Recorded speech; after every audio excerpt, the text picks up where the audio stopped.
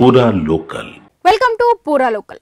తమిళనాడులోని కరూర్లో ఘోర విషాదం చోటు చేసుకుంది. సినీ నటుడు టీవీకే అధ్యక్షుడు విజయ్ ఎన్నికల ప్రచార సభలో తొక్కిసలాట జరిగి 38 మంది ప్రాణాలు కోల్పోయారు. మృతులలో 8 మంది చిన్నారులు, 16 మంది మహిళలు ఉన్నారు.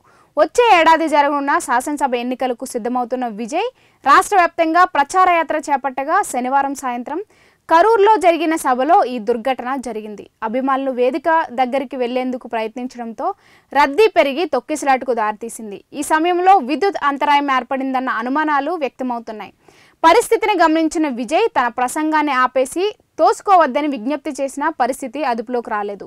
గాయపడిన వారిని అతి కష్టంతో అంబులెన్సులకు తరలించగా ప్రభుత్వ, ప్రైవేట్ ఆసుపత్రుల్లో 50 మందికి పైగా చికిత్స పొందుతున్నారు. వారిలో 20 మందికి పైగా పరిస్థితి ఆందోళనకరంగా ఉందని వైద్యులు చెబుతున్నారు.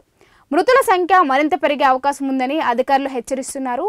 ఘటనా స్థలిలో, ఆసుపత్రుల వద్ద కుటుంబ సభ్యుల రోదనలు హృదయ విదారకంగా మారాయి. ఇవి ఇప్పటి వరకున్న అప్డేట్స్. మరిన్ని అప్డేట్స్ కోసం చూస్తూనే ఉండండి పూరా లోకల్.